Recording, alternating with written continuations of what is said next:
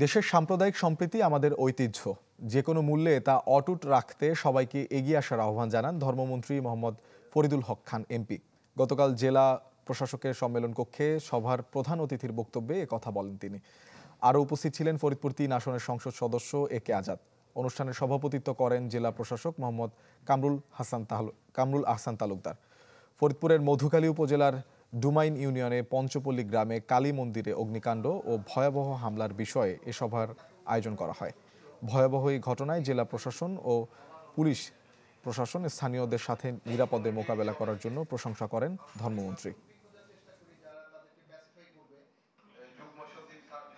প্রশাসন তাদের দায়িত্ব সুন্দরভাবে পালন করে ন্যায় বিচারের লক্ষ্যে দ্রুততম সময়ের মধ্যে যাতে বিচার কার্যকর হয় তার ব্যবস্থা নিতে হবে।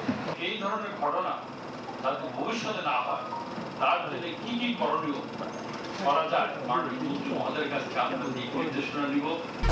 1, 2, 3 ঢাকায় জমি জিতে নিন 100% ক্যাশব্যাক সহ 20 কোটি টাকার পুরস্কার।